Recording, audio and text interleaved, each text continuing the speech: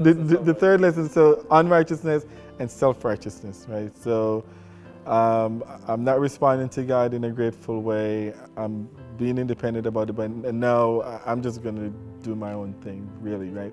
And that's an exit we don't want to take either. So we don't want to take the first exit of being ungrateful and that I try to do things right.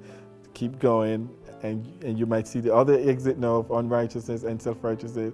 Avoid that, right? So in that one, I saw him in an illustration in picture of a timeline and Right. and what was the season of mankind almost.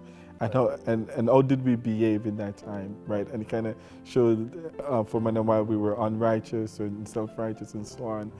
And it had me think about, okay, I won't be alive for 6,000 years, but nor would any of us. But it's a good exercise, right? So, what do you guys think is the good thing or the benefit for us as a person to look back over our lives to kind of see how have we been scaling up to unrighteousness and self-righteousness? And is this then a good practice to help us to avoid some things in the future? Well, I think it goes back to, what we talked about of our culture, especially today. We believe that we're basically good. This happened back, a few hundred years ago when people rejected the Bible. This is kind of when Darwinism came in, when the deists came in and things and rejected the Bible. They also rejected the idea of the fallen nature of man, and they believe that goodness comes from us.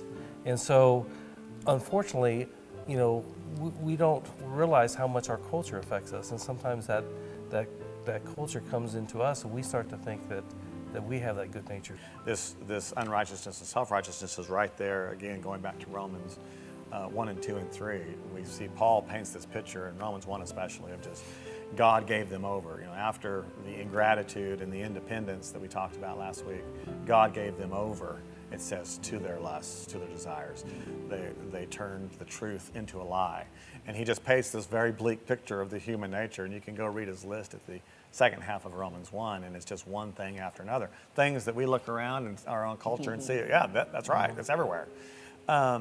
But Paul is sort of setting us up because this unrighteousness for the Jew at that time, they would have been shaking their head, yeah, Paul, yeah, that unrighteousness out there, that unrighteousness of the pagans, Right.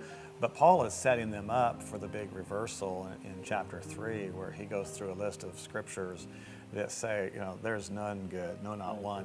We've all, and so all of a sudden he's caught us. Instead of looking out at the unrighteousness of others, he turns the spotlight to our own hypocrisy, to our own quiet sins, hidden sins, those things that are respectable sins that we sort of tolerate.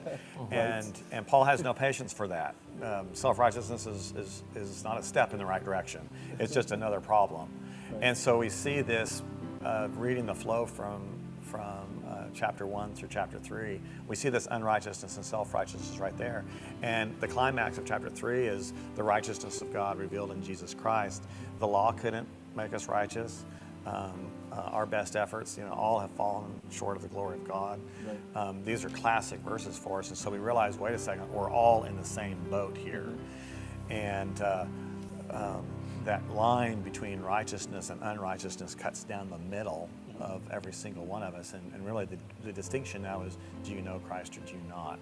Are you in his righteousness, or are you trying to do your best, or do you not even care at all?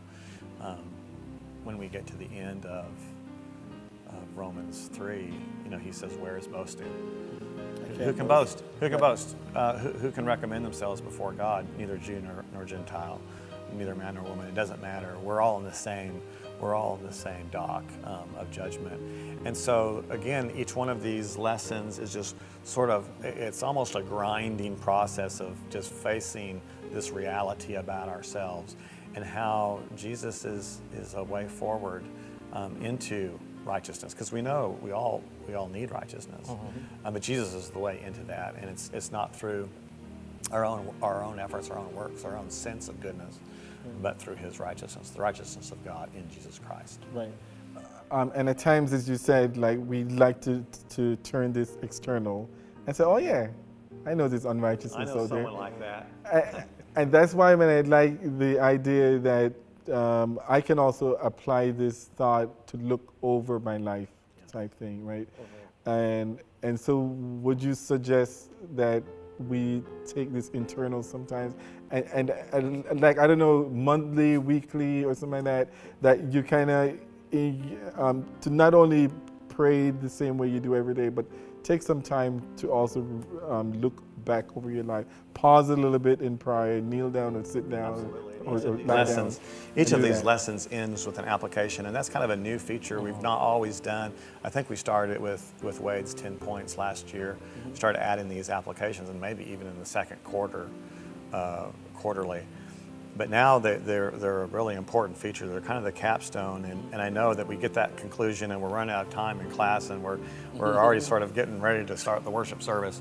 But I encourage the teachers to stop for a moment and say, each week we have a moment to pause for introspection. And sometimes as I was writing these applications, I was thinking, boy, I hope they don't think I'm preaching at them.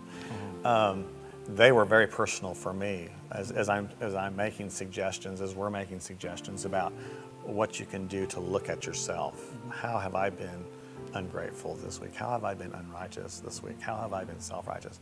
Make a journal of these things. Pray them out before God. Confess them to someone close to you at church. This whole series is very personal, very introspective. But again, as I said in an earlier video, we do this in community.